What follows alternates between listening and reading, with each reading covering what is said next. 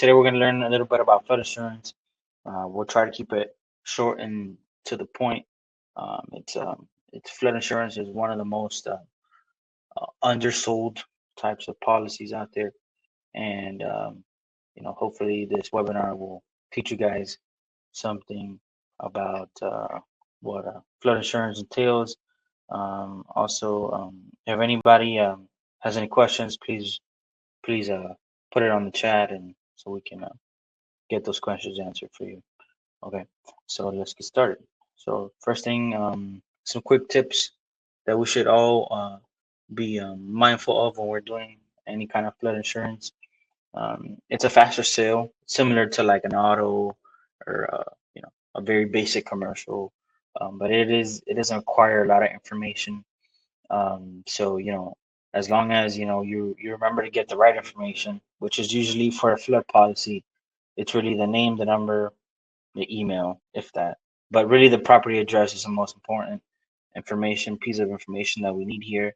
Um, these flood insurance quotes, when you do present them, most of the time people are asking them what because they have a property, right?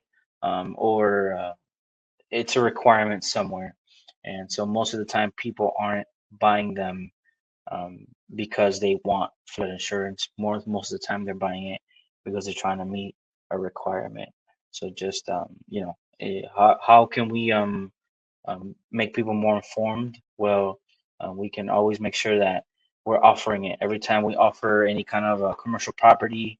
I didn't put it on here, but commercial property, any kind of homeowner, dwelling fire policy, we want to make sure that we offer it as as a supplement. Part of the proposals, we're also getting flood insurance quotes, right? And so with the address, we're going to be able to get a lot of the information that we need, right? And also we're going to be able to see exactly how risky this property may or may not be. So for example, I'm not going to offer a flood insurance policy to somebody who lives on the 10th floor of a high rise. It's not really necessary for that person. But again, everybody has their own determinations of what they feel necessary. And either way, um, these are the pieces of information you're always going to need as well. The flood zone, okay, of course, it's going to determine the zone of the property of where it's at, okay, and that zone is going to ultimately be the driving factor of price, of course, along with the coverage, right? But then we're going to always, you're not always going to need this elevation report without the S, elevation report. What this does, it evaluates property's elevation from the ground up. And so this report, most of the time, it's not required, but it is useful when you have it on hand because you're able to put more data, so you're able to get even a more accurate quote. But it's not really necessary. What is necessary is if they have insurance, similar to every other line of insurance we've already gone over the last several weeks. You need proof of prior insurance, right? You need proof of prior to obtain the best rates. Okay, this is going to allow you to make sure that you're offering, if you're trying to get somebody a new policy with a new company, that you have the information that the flood insurance carriers, they work more unison. So very on rare instances will one be more pricier than the other. Most of the time they're not going to be that much more expensive than the other. Honestly, the prices are very, very, very, very, very eerily similar. And most of the time, again, if you're only going to need this if they have insurance, you need the renewal offer, the declarations page, right? And just make sure you have the data. Without the data, you can't do the job. Okay, you need the data so that you can do the job, right? And then again, of course, whenever you do present these, uh, however the client receives it best. This is not something that I'm going to try to book an appointment for. I'm trying to get this out quick for them. It's a flood insurance policy. Okay, so let's continue. So things you're gonna need, of course, is understanding what flood insurance is. I'm gonna go through that in a second, right? You're gonna need some resources, the FEMA.gov map, the county flood map. This is Miami-Dade County's map. It's the one that we use the most here down here. But has to be one, or there is one for every county. Every county has their specific map. Some counties may not, but Miami-Dade does. So also you need to understand what the NFIP is. You're gonna see this every time you run a flood insurance quote. The NFIP is the National Flood Insurance Program, NFIP. Okay, it's a federal program enacted in 1968 to provide affordable flood insurance to property owners who may be at risk for flooding. Flood risk is so great in coastal states that the private market is not willing to write policies that would be affordable to most property owners. The NFIP is administered by FEMA, same person, same agency government here. Great. And they contract with the private insurers, us, right, the carriers that we represent, to administer these policies. They are not the providers of the insurance coverage. So the NFIP is a program where different insurance companies participate in. Okay, and so you need to understand what that is because you're going to see it a lot. And then of course, seeing what you're about to insure. Okay, sometimes the different carriers will provide the exterior, but always just have Google Maps, Zillow, Realtor, similar to when you're like working on homeowners or something. You want to see from the outside the landscape. Okay, so let's continue. Okay, so we're gonna talk about some Florida facts here that I'm gonna simply just I'm not going to go into detail into all of them, but these are real facts that you guys can look up, and you guys can see how a lot of these is coming from the NFIP program, the source, right? But a lot of these are things that in Florida, specific to Florida, that affects us as Florida agents. Okay, and so this is where we need to have. These are some of our selling points, right? So the first thing is that many of the state's household Florida properties remain at risk because they don't have insurance. Okay, 11 million households in Florida. Only 13% of the states are covered with flood insurance. So that 8 out of 10 households are not protected by flood insurance, and so that's a big opportunity for us to at least make people aware about it, educate people about it, educate people why it's important.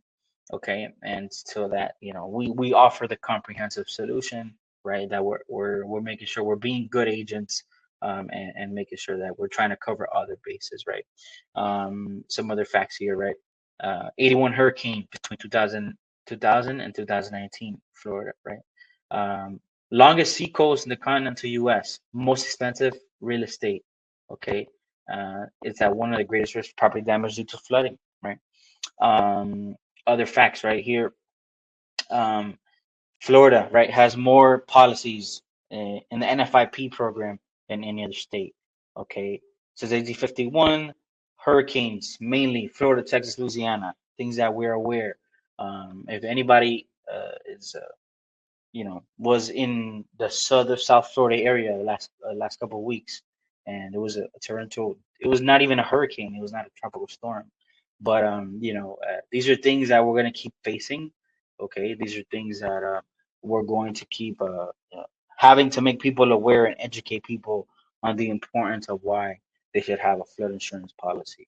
Okay, and so let's continue. So as of right now, okay, as of this moment, these are some of the carriers that we have to be able to offer flood insurance as of June 2024.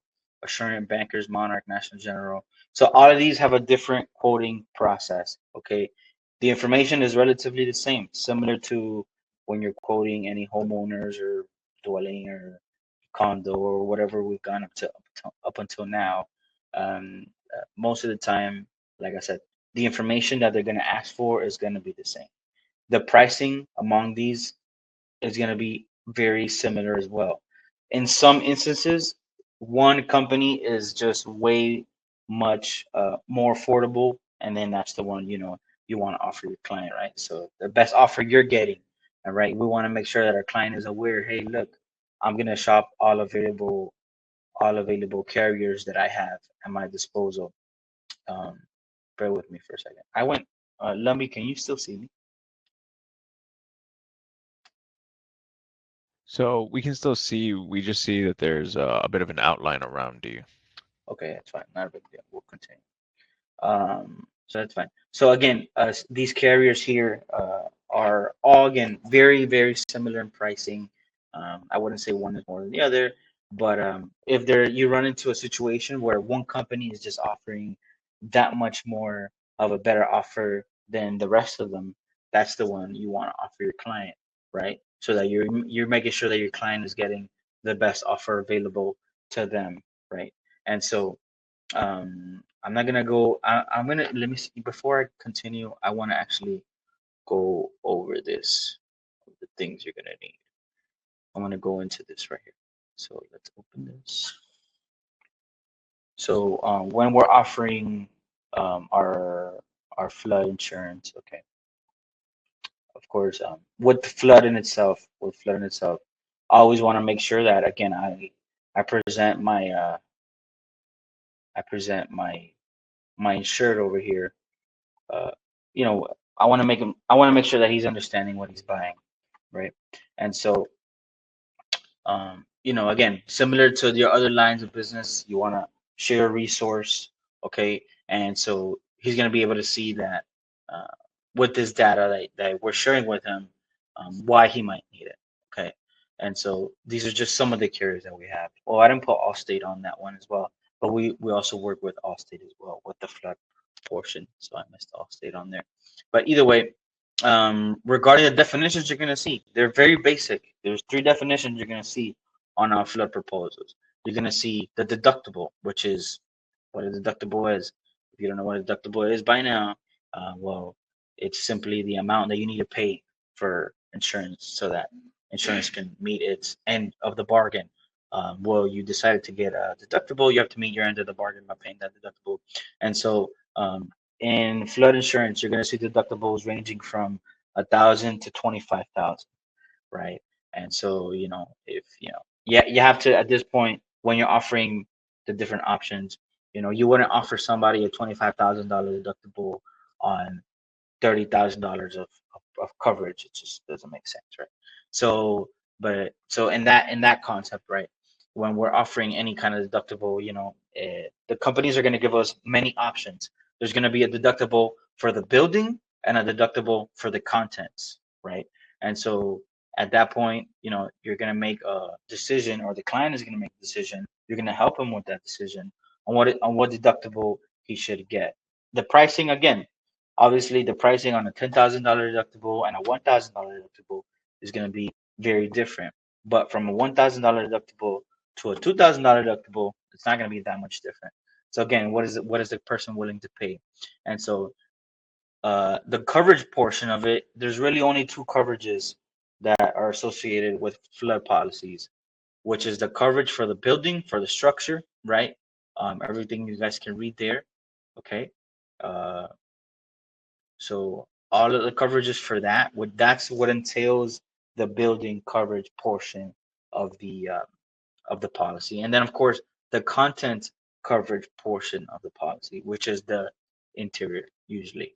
Okay, and just keep in mind that if somebody is asking for a flood policy because a mortgage company is requesting it or they need it for a loan, most of the time all the time, that mortgage company doesn't care about your contents. They don't care about what's inside. They care about the structure of the property. Okay, so they're usually going to require this amount. Okay, for flood building coverage, they're going to require this amount, and so just remember that part. But you would structure it the max of the NFIP, right? So the NFIP, this program right here, okay, they have, and I'm gonna go into in a second, but they really have a limit. The NFIP program's limit is 250,000 for building, 100,000 for content. That's the NFIP program limit. Anything above 250,000 and 100,000, that would be private market, private flood. You'll see those when we go into them in a second. Private flood. But when you're structuring these, you want to again give the client options. 250 in building, 100 in contents. 200 in building, 80 in contents. 150 in building, 60 in contents. 100 in building, 40 in contents. Now, at that point, if he doesn't want any contents or he wants more building, he'll tell you. But don't overcomplicate it. It's very simple. Flood insurance is very straight to the point. Okay, it doesn't require all these endorsements and all this other stuff like homeowners or it's very simple. Don't make it too complicated. Okay, it's very straightforward. Okay, and so again, I always want to share this resource with the clients so that they can look at it. They can see the data that that's out there. And I think this one is a very most important one that people need to be aware about. Right, is that a lot of look at that. A quarter of flood claims come from moderate to low risk areas. So it doesn't necessarily mean that you have to live in a high risk zone to be affected. So I think that piece of data is essential for everybody to, or for the clients to understand why it's important. Okay, let me go back here. Okay, let me open up the FEMA uh, website so you guys know how it looks like as well. And this FEMA website is essentially where you're gonna put the address, okay, the address of the property you're trying to insure. So I'm gonna put here now. Sometimes for whatever reason, the FEMA flood website, it's a government website. Remember, this is a government website. Sometimes it just doesn't work like you would want it to for some reason. But I'm gonna go ahead and I'm gonna put here our address, our headquarters address here. Okay. So I would put this address here. Okay, I'm gonna put the city. I'm gonna abbreviate the state. I'm gonna put the zip code. Let's see if it works. Sometimes it works, sometimes it doesn't. Okay, so this is how you would read this map. Let's see how it reads it here. Let's see what flood zone we're located here. Okay, so these are all documents that you guys can click on, but you just need to learn how to read this map right here. So this loaded how we wanted it to. Not all the time it's gonna load like this. All right, but you see if my red dot was in this blue section right here. So let me zoom in. Okay. So my red dot right here, this is the office right here. If this red dot was here, okay, it would be zone AH. The flood zone for this property would be zone AH. But because this red dot is here, okay, and it's in this gray section, okay, it's in this gray section. I'm gonna zoom out. And it doesn't tell me that you see all these zones AH, okay. So but this red dot isn't, it doesn't tell me anything. So I'm just gonna say it's in zone X, okay, zone X, okay. And I'll send you guys some more resources about this, but just keep that in mind. That's how you read this map, okay. The whole country goes based off this FEMA flood map. Okay, now I'm gonna show you guys the Miami-Dade version, right? The version of our county. But again, you see here these different zones, and this is just we're seeing AH all around. But look, this one's AE. This one's AE. So you have to make sure that when you are quoting, that you specify that specific zone. Okay, this one says AE again. So that's how you would read this map. Wherever this dot lands, that's the address of the property. That's where that zone would be.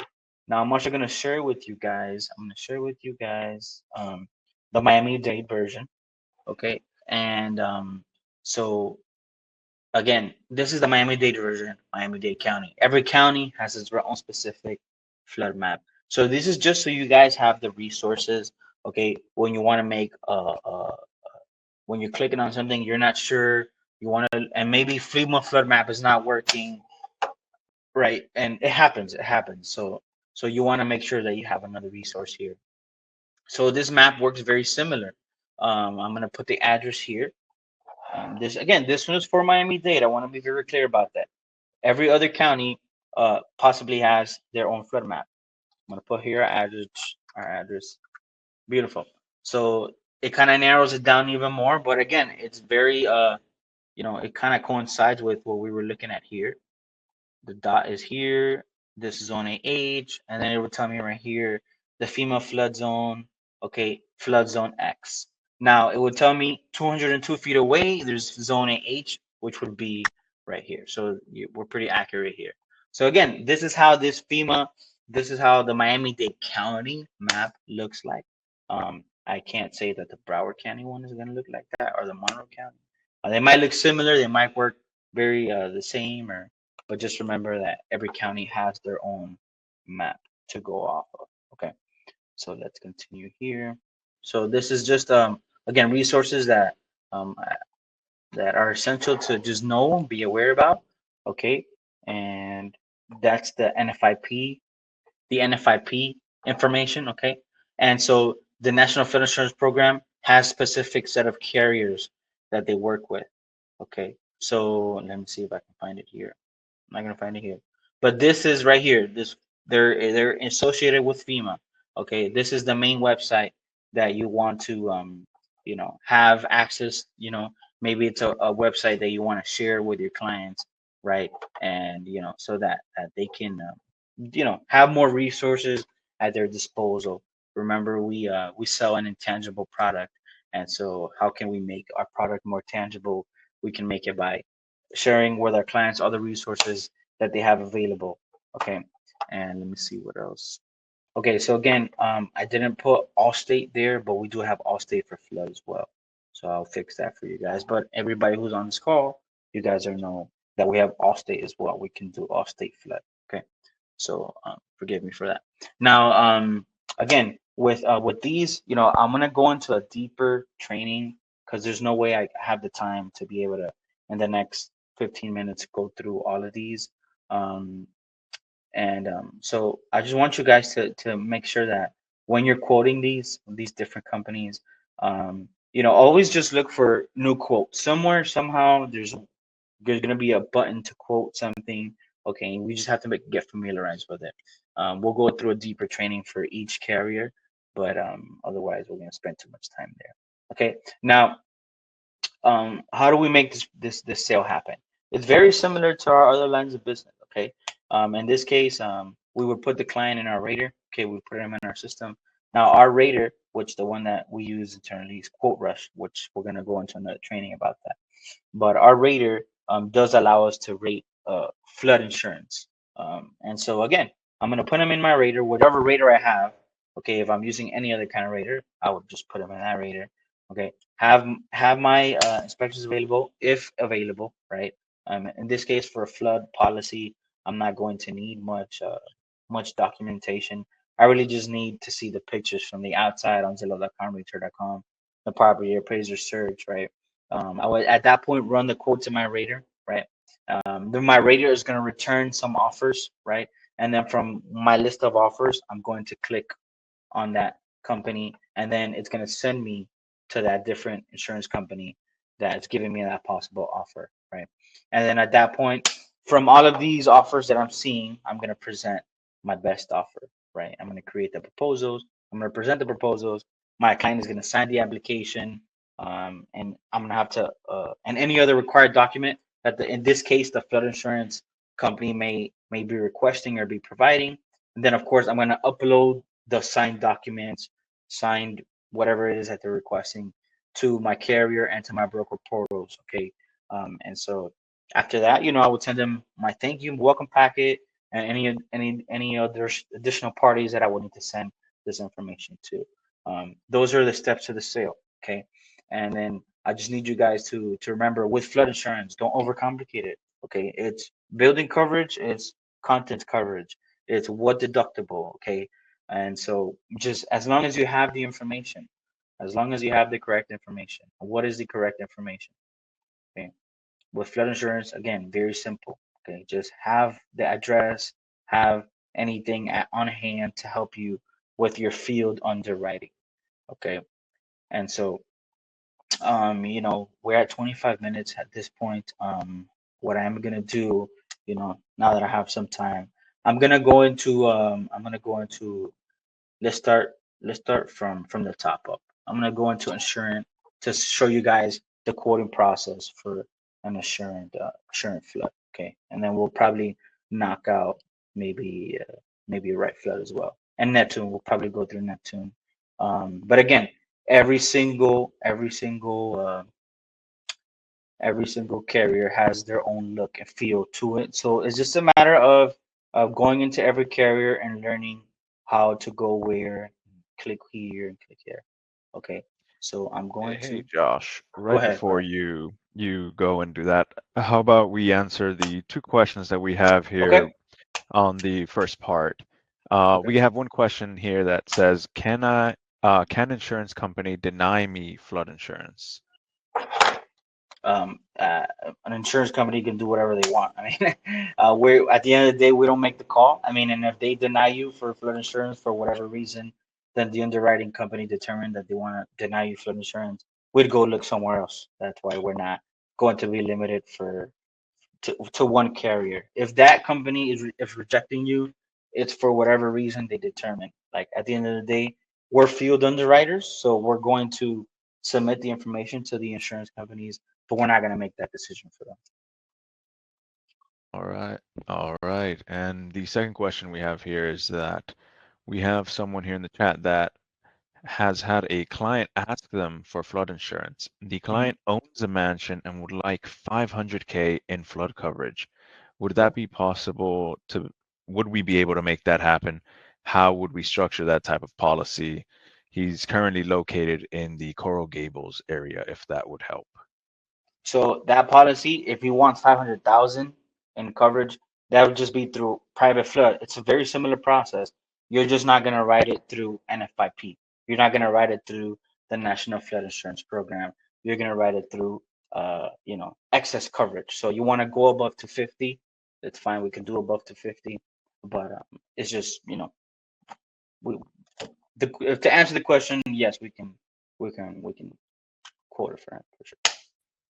All right, and that's all the questions we have right now. I would say you're free to continue with the quoting process, and then any other questions we may have, we can save to the end of the quoting process. Beautiful. All right, so right now I'm just gonna go through assurance version.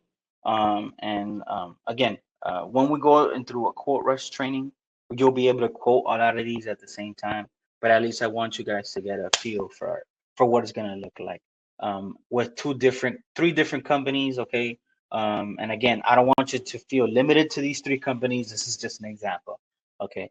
So I'm gonna go. This is what flood assurance flood portal looks like. Okay. And then of course at this point, what would I click on? I'm gonna click on flood port agent login. Okay. Okay. Okay. So I'm already in the portal, already logged in, by the way. But essentially, let me go back to home. So this is what I would see as soon as I log in. Okay, I would click on obtain a quote. Okay. And then I would put my name. And then this is a tenant question, which is gonna come up on every single flood quote you're ever gonna work on. Okay. So I'm gonna put he's not a tenant. I would put his phone number, and then here, this flood zone determination. This is how Assurant throws it at you. Okay. Again, every single company works very different. I need you guys to understand that. The only way you're gonna learn every single company is by going through every single company. So again, there's always gonna be an option to get a flood zone determination. That again should coincide with the information on FEMA, on Miami-Dade Gov map, whatever map I use. It should coincide. Okay, and then I'm gonna click on submit. Oh, I have a requester. Here I could put my name. I will just put your name. Let me look for myself here. So beautiful. So flood zone determination received, etc., etc. So this is confirming the flood zone. This is the flood zone right here. Okay, this is a flood zone right here. Flood zone X, right? And then all this other data right here, the community, all this data right here. By the way, the community number, the map panel, the panel revision date, the regular, the CBRAN. Okay, all of this data, if somebody would have provided you an elevation certificate, it would show up on that elevation certificate. It should equal this, unless it's an updated one. But again, most of the time, people are not going to provide you an elevation certificate. If they do, great. If they don't, it doesn't matter. But if they do, it should coincide with this information. Okay, I'm going to accept these results. Okay, so a new quote must be created. You're always going to get some notes. But again, this is my proof of my flood zone at this point. I hope you guys are seeing this here. Okay, so this document is generated. It's going to give me pretty much the information I need. Okay, so I'm going to click next. Okay, and at this point, I'm going to put the effective date. So again, this question is very important. This says right here, NFIP transfer rollover policy. Okay, so what does this mean? Did the person have an NFIP policy or not? Most of the time, they would have had an NFIP policy if it was 250, 100, or lower. If it was anything higher, they did not have an NFIP policy. Okay. Also, it's a possibility that maybe they did have 250 or 100 and lower, and they chose to write it through a private flood market. Okay, that has nothing to do with the NFIP. So you would only know this NFIP transfer rollover policy is if you had your declarations page. Very important. Get your declarations page. Okay. So in this case, I'm gonna put no, because let's say this is a person who's never had flood insurance. Now, mind you, when there's not a transfer or a rollover, okay, the system is automatically gonna make you wait 30 days. There's a 30-day waiting period. The only companies that don't make you wait 30 days is Neptune, which is why I'm going to show you Neptune. They make you wait like 10 days. Okay. So especially if, if they've never had flood insurance, they're going to make you wait. If they've never had flood insurance, they're either going to make you wait 30 days or Neptune is going to make you wait 10 days. But the downside is that sometimes that Neptune flood is just outrageously expensive. So again, we have to see what works for the client. Okay. Now, again, this is a question. These are the coverages right here that I was mentioning to you guys. 250, 100, nothing more, nothing less, because I'm writing an NFIP policy. Okay. Otherwise, I would have written it in the agent, in the private flood portion. So I'm going to put here 250 for building. I put here 100. Correct. And then it asked me, was a building property acquired within the last year? I click no. Okay. Now it's going to ask me for the building information. Okay. And again, I should have already pulled up my data on Zillow, on Realtor.com, on Property Appraiser, right? I should have my sources of data so that I can put all this data that I have here, right? So at this point, I need to determine the foundation type. So the foundation type, slab on grade, is a basement, is it elevated? Okay, all of these things in South Florida. Okay, I'm talking to South Florida. Most of the properties in South Florida, I'm gonna say 99% of the properties in South Florida are slab on grade. There's no such thing as basements. Once you start going into maybe past Orlando, Tallahassee, Jacksonville, other states more up north, you'll find houses with basements. Okay, and again, all of this data would be found on an elevation certificate. Now, if you don't have the elevation certificate, which you're not gonna have most of the time, then what would you do? You would pull up the image of the property on Google Maps or Zillow.com or Realtor.com, and you would see it if it's elevated or not. Okay, just so you guys get an idea. Okay, and again, Google is your best friends. What is slab on grade foundation? Okay, slab on grade foundation. It tells you right there what is slab on grade foundation. So again, if you go to the images and you can kind of see, okay, that's what slab on grade is. So based on this information that I'm seeing, well, now I'm going to look at this property from the outside. So again, this house is in South Florida. This house is slab on grade, right? Now, again, if I saw it was elevated, they're mobile homes, by the way, mobile homes, most of the time, mobile homes are what you would consider crawl space. Okay, crawl space. Okay, in a mobile home, there's an area below the house where the property is not on slab, right? But again, all of these basement, I recommend you Google it. What does a foundation basement look like? What does a foundation elevated with no enclosure look like?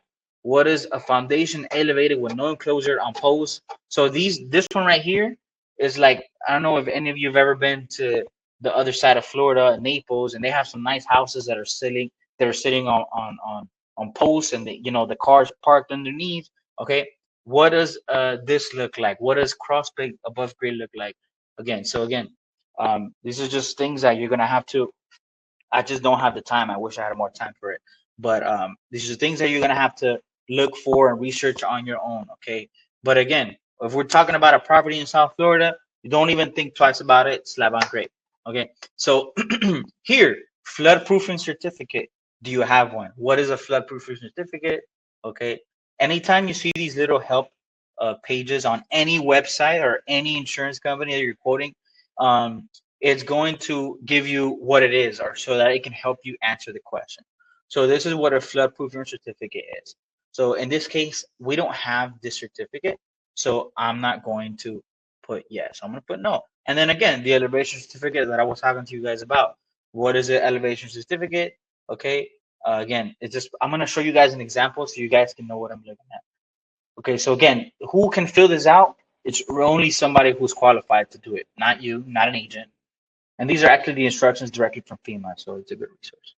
So this elevation certificate, so you guys get an idea what it looks like. This is what it looks like, and it gives you the purpose, et cetera, et cetera. Okay, and then all of this data would be filled in already by somebody who's qualified to do it. Okay, not us, not us. We're not qualified to do this. Okay, we're qualified to offer him insurance and things like that. But all of this data would already be filled out. Now, all of this A1, A2, A3, A4, okay, you see all of this, A8, B, all of this data is going to be somewhere where it's going to be required, right? For you can put this data, okay? So I guess at some point we'll get a real one that's filled out. But again, I wouldn't go too deep into this. I don't want to go too deep into this.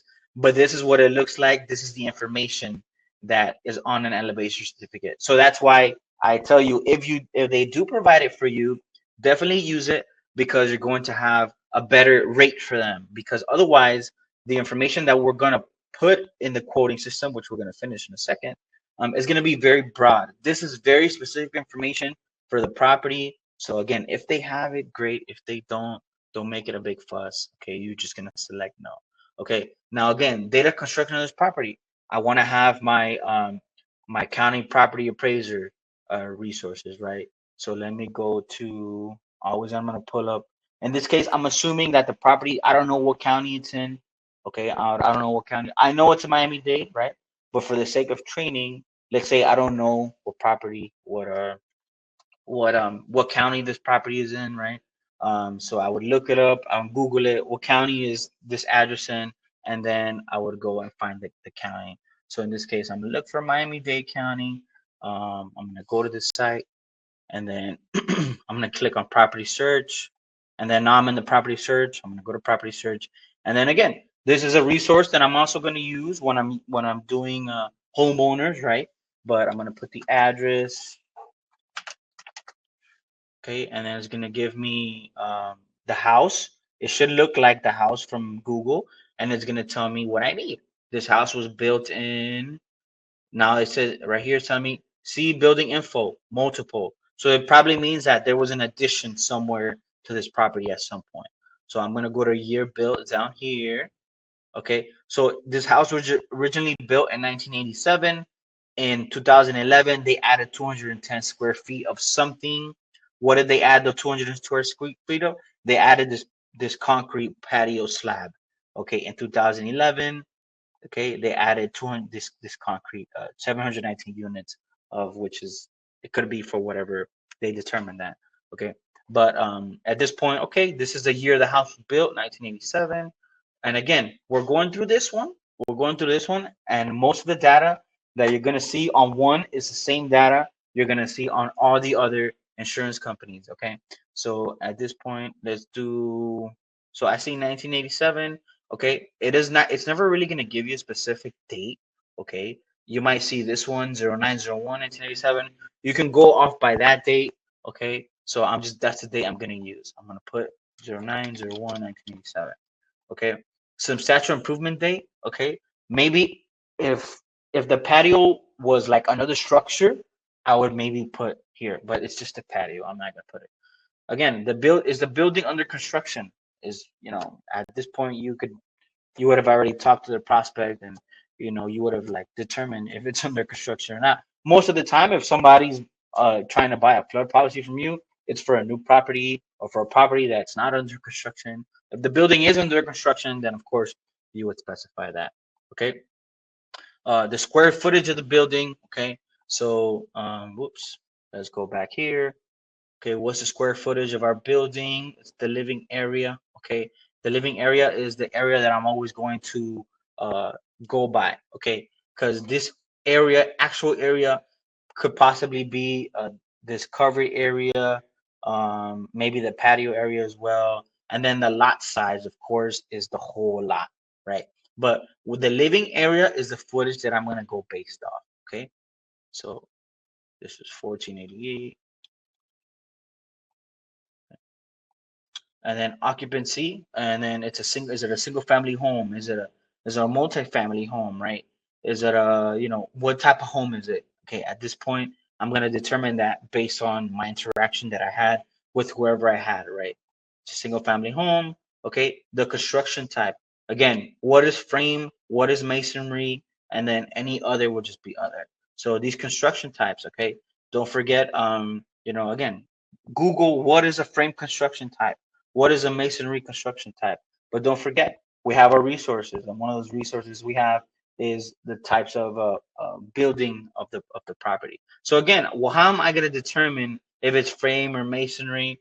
I'm really going to look at it from the outside. I want to say this is a masonry just by I see the concrete, the type of roof it is. It's not a frame. It's not a frame property. Okay. And again, I would advise everyone to Google what does a frame construction look like, what does a masonry construction look like, and then of course you could always refer to our resources in our agent resources folder, and it'll give you a better breakdown of the construction types that I've gone over in the other trainings. Okay, and then of course building type description. Okay, what kind of building are we trying to ensure? Is it the main dwelling? Is it a guest house? Is it a detached garage? Right? Is it an apartment unit? Is it the entire apartment building? Is it a commercial building? Right? Is it a house of worship? Right? So again, these are things that I would have already established before when I had my conversation with the person. Okay. Number of floors. So again, this number of floors, I'm gonna see it from the outside. I see one floor here. I see one floor. Now, if I went across the street and maybe I was insuring this property right here, I'm gonna determine that's 2 floors, right? Oh, this is loading. All right, let's go back. Oops. Okay, yeah, there we go. So if I was insuring this property, I would say, okay, it's a 2 floor house, right? All right. I don't know why it's taking forever. Okay. So, but this is a 1 floor house. So we're gonna go with 1 floor. Okay. And then machinery above first floor. Now, this is a very, very important question, okay? And another carrier is going to show it differently, but this question right here, I want you guys to understand this one. Okay, if the machinery is above the first floor, inside or outside the building is elevated to at least the elevation of the floor, above the building's first floor, the building's first floor, maybe the living room, etc., etc. So the question it's asking here, okay, so you guys understand this, is the machinery above the first floor. So in this case, and this property, okay, the machinery, when it's asking for machinery, it's talking about washer and dryer, the stove, the AC unit, the AC component. So for example, at this point, I don't see anything on the roof, so I wouldn't say anything is above the first floor. Now that question can change, that answer can change if I'm working on a property that's 2 floors, right? Because maybe they have the washer and the dryer upstairs, right? Maybe they have the AC unit upstairs. So at that point, I have to make a decision to call the client to confirm if, hey, are your stuff, is it on the second floor? Is it above the first floor? Obviously, if it's a single family home with 1 floor, there's nothing above the first floor. And then, of course, how many elevators are on the property? If, at this point, again, if it's a 2-story home, maybe it has an elevator. So you would have to determine that by, talking to the insured. Okay. So number of elevators, I'm gonna put 0. And then of course primary residence. So if it's not the primary residence, you need to make sure you determine that, because if it's not the primary residence, it's gonna be more expensive. Okay, it's gonna be more expensive if it's not the primary residence. And if you do put it as primary residence and you can't prove that it's primary residence, Then what's gonna happen is that they're gonna ask you, show me proof that it is a primary residence. And if you can't show proof, then they're gonna increase the premium and you're gonna look like a bad agent. So make sure you do it right from the get-go. So primary residence, no, not my primary residence. Okay. And then now it might or might not give me some numbers. We'll see from here. And again, I wish, I actually thought I would have more time to go through the other carriers, but I'm not going to have enough time. I wanted to keep it at 60 minutes. And so, again, I just invite everyone to, go through each carrier that you have access to. If you don't have access to it, make sure that you reach out to our contracting team and get your accesses. Okay. And so this is what I was talking about earlier. Okay, so I have an option right here for 250, 100. Okay, these are my deductibles right here. Okay, this is what I'm getting. Again, look at the difference: 10,000 to 1250 deductible. There's not that much difference. There's $100 difference. Oops. Okay, whoops. Where are my quotes? Go back. Okay, let me go with premium before I continue. So again, there's not that much difference. Notice a $10,000 deductible and a $1,000 deductible is $100 difference. Okay, at this point, it's not your decision to make, but you're gonna at this point, print your quote. So this is just one version, right? This is 250, 100, right? So this is the summary of the application. If I'm not gonna proceed to application until I get a determination from the client, but at this point, I'm gonna print right. Okay, and it's giving me this you guys seeing that? You guys aren't seeing that. At this point, it's giving me this that I can print out to my client and present to him. This is based on this one. Okay, some companies will put all the deductibles. They'll put the 1,000. It'll look like this. It'll look like this. Some companies, when you make that printout, it'll show all of this, right? But I don't want to overwhelm the client. So again, I have an offer. 250, 100, 1,020. Great. So I would print that, save as PDF. Now I'm simply going to go to policy, right?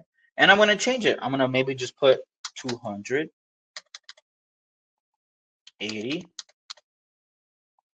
Okay. I already have the first offer. Let's say I already printed it. I saved it as PDF. I have 250, 100 for Joshua Amador from Assurant. Okay. And so, obviously I would have searched all the companies, right? Because I don't want to just go through one company. I would search multiple companies. And again, remember with flood insurance, the prices are very streamlined. And then this is 200,080. I have another offer, 1150. So I have 1220 at 250, 100. I have 1150 at 280. Great. So I'm just going to simply create another offer. I'm going to go back to policy. I'm going to do 150, 60. Okay. I click next. And then I'm going to get my set of premiums now. So let's just say this is the one that we're going with. So you guys see the whole process from A to Z. So bear with me. This is loading. Right. So I got my first offer, which was 1220. I have it as a PDF already to present to my client. I have my second offer, which is 280. That came out to 1117, right? Something like that. That I'm going to present to my client. And then I have a third option, 15060. It comes down to 1095, right? That I'm going to present this one to my client. So let's just say, I decided to go with this one. At that point, we're going to go ahead and proceed to application. And then we're going to get an actual document that we're going to have to populate with information, et cetera, et cetera. I'm not going to go through it right now because then it might create an application that I don't want. But at that point, just, it's the same process of you have the application, it's already filled out. The client, he needs to sign it. Okay, remember, with all these policies, it doesn't matter if the option you give the client is for him to create his account sign. You need something signed. I can't stress this enough. For E&O reasons, for audit reasons, okay, you need the application signed. If you don't have the application signed and you happen to use a certain code, then you don't submit that application to where it needs to go, then you're not gonna get paid for it. It's pretty simple. Okay, so I guess up until this point, I can't really show you much, but I think I got through what I wanted to, which is the quoting information. And again, I just went through this one with Assurant. It's going to be the same, almost 99% of the information, same exact information is going to be on any other carrier. The same information that they asked us. Okay. So, that being said, I'm going to go back to my presentation here. Okay. Again, don't forget, I left Allstate out on this list, but Allstate is included on this list. We went through Assurant. I recommend go through Banker's quote, go through a Monarch quote, go through National General quote, go through a Neptune quote, go through an Olympus quote, go through Repair quote, go through all these companies that we have access to. Learn the quoting process, and this just doesn't apply to flood insurance. This applies to any other line of insurance. Learn the portal of the company that you're trying to quote. Okay. That being said, please remember, we have our team here to support you. Okay. If you have any questions regarding personal lines flood or commercial lines flood, you would do PO at Comfort IF. It's of a commercial lines account, it would be CO at comfortif.com. Our service team is here to help you as well. Okay. Our agent support team is here to help you. Our contract team is here to help you. And that being said, I'll leave the floor open for any questions that anyone might have. I kept it at 60, so and that's that we started a little late, so forgive me for that as well. Hope I was clear about everything. Again, just remember the information is very, very, very, very similar to all the carriers. You just have to learn the process for each carrier. Each carrier just looks different. I wish they all look the same, but that's why your rater helps. Your rater is going to help you when you learn that process with the rater, because your rater is going to accelerate a lot of the process. It's going to give you a number of quotes that you can click on and go to the carrier, and then the carrier you would finish. Okay. Remember, from the rater, you're never going to close a policy. Never. You're never going to close a policy from the rater. The rater is just to give you an idea of the price. On the rater, you could then update the numbers and then present a nice proposal for whoever you're showing it to. All right. It seems as if no further questions are coming in. With that, we'd like to thank you for joining us here on this webinar and learning something about flood insurance, and as well as how to quote flood insurance. We hope that you continue your journey with us here in the insurance world, and that you stay tuned for all future webinars. Thank you, Josh, for hosting this wonderful webinar. We hope to see you all again in future webinars. Take care. Thank you.